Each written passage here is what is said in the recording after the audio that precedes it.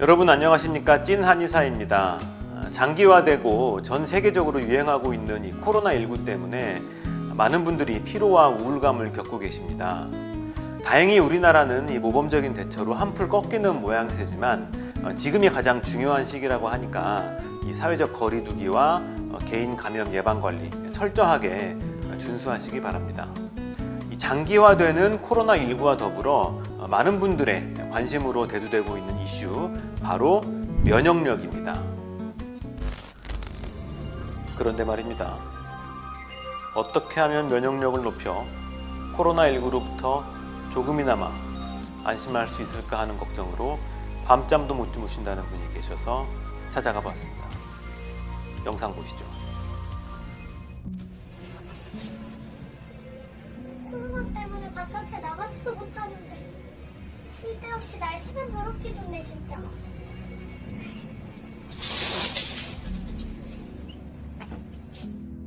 코로나 때문에 집에만 있은 지 벌써 한 달이 다 되어가요.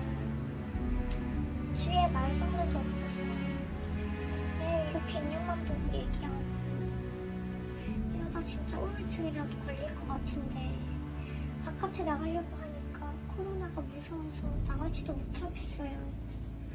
어떻게 하면 좋을까요? 네, 면역력이라는 것이 과연 어떤 것을 말하는지, 코로나19랑 무슨 연관이 있는지, 면역력이 높으면 코로나19에 안 걸리는 건지, 개인의 면역 차이가 과연 어떤 차이를 만들어내는 것인지 오늘 3분 안에 안 될 가능성이 매우 큽니다. 이걸 어떻게 3분 안에 얘기해?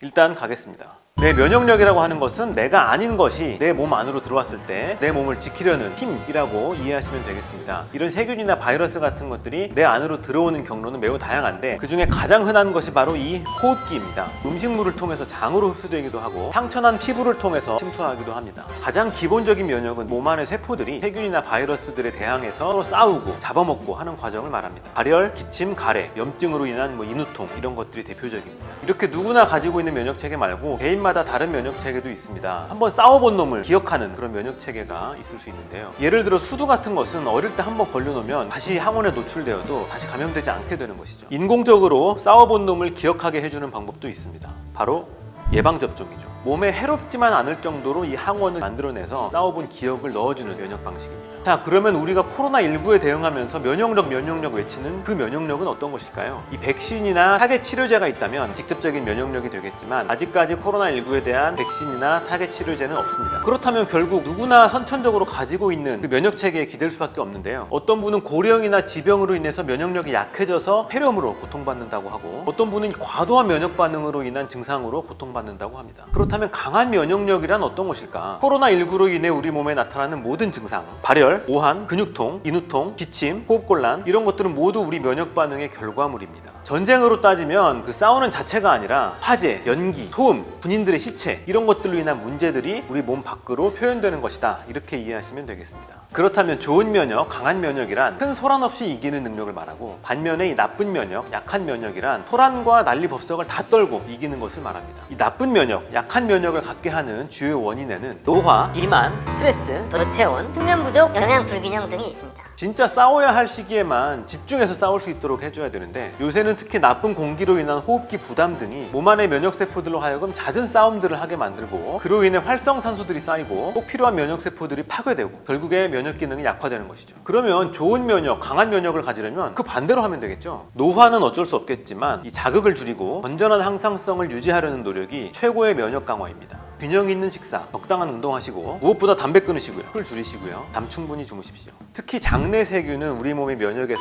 중요한 부분을 차지하고 있으므로 식이섬유, 비타민, 물 많이 섭취하시기 바랍니다. 이 모든 노력들을 한의학에서는 묶어서 양생이라고 표현합니다. 양생은 최고의 면역입니다. 요새 미디어나 홈쇼핑에 좋다는 것들 너무 많이 나오죠. 모두들 양생에 못 미치는 것들이지만 역시 면역력 강화에 도움이 되긴 합니다. 나한테 맞는 것을 잘 선택해서 먹어야 되겠죠. 전문가인 의료인에게 문의하십시오, 여러분. 병 났을 때만 의료인 찾는 것이 아닙니다. 단 하나를 먹어도 나한테 꼭 맞는, 꼭 필요한 면역 보조제를 선택해서 드시는 것이 좋습니다.